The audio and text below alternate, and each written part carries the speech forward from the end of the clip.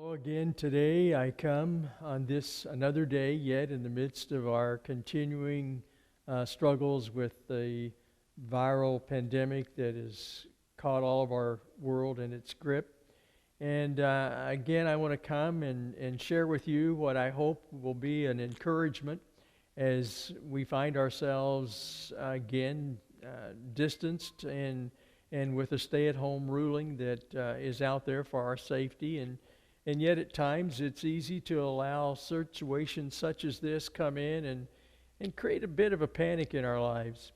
I remember as thinking through what we're going through as a nation, as a world with this viral pandemic, of a time when as a young father, I took my boys to the swim center. They wanted to go swimming, and so as we made our way into the pool area, there were two diving platforms at the end of the pool in the deep end.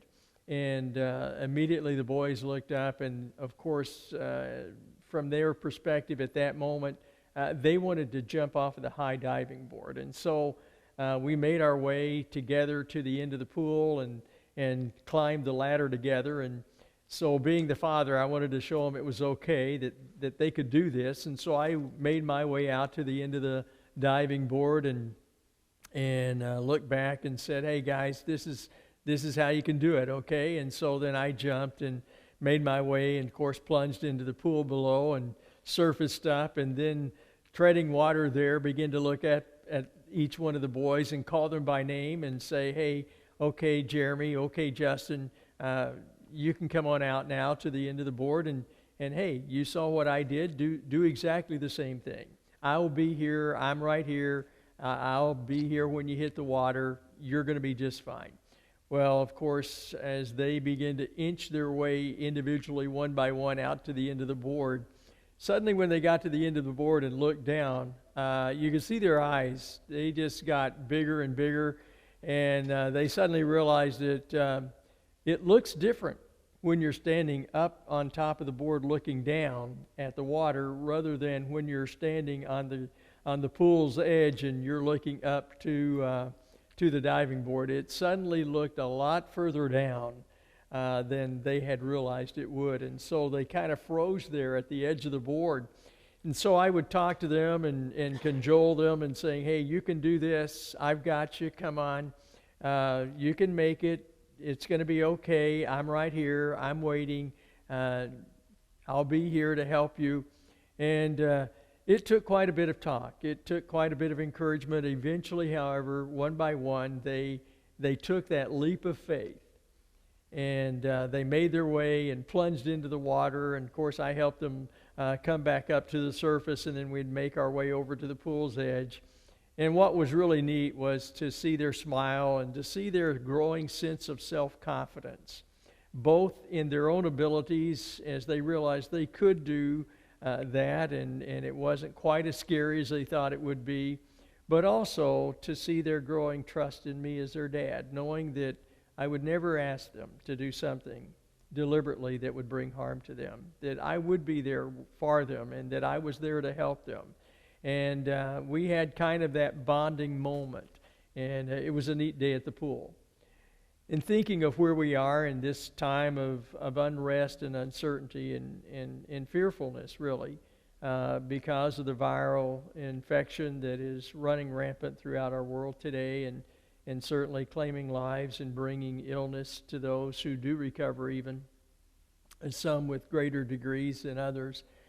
I just wanted to share with you that in the midst of this season of concern, and legitimately so, that we have a gracious, loving Father who has gone before us, one who understands what we need, and is there to encourage us in the midst of even this dark time to face this great challenge that we are finding ourselves against.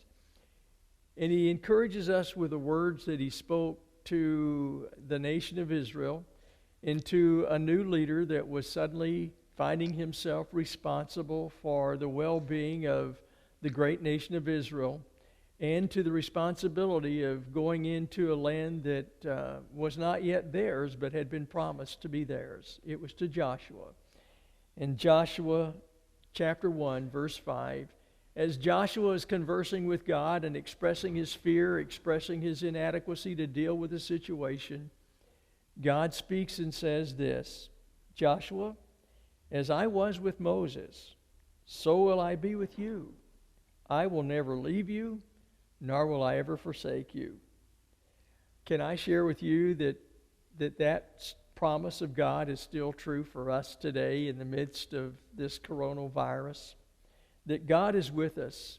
He hasn't deserted us. He's there for us. He is there to help us.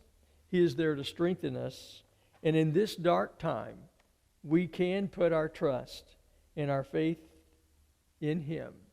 Regardless of our circumstances, God is with us. He is indeed the God who says, through His Son, Emmanuel, God with you. He is also Jehovah Jireh, God our provider. He will give you the strength and the courage that you need to face this dark hour. You're not alone. God is with you. And we're praying for you, each one. Janet and I are praying for you on a daily basis for God's covering, for God's anointing, and that you will sense God's peace. May we continue to lift each other up till the day comes when we can celebrate as a church body coming together again, giving praise to the one who has been our source of strength and help and hope in this hour. God's blessings to you. Thanks so much for listening. Find us online at the church website, Facebook, and on YouTube.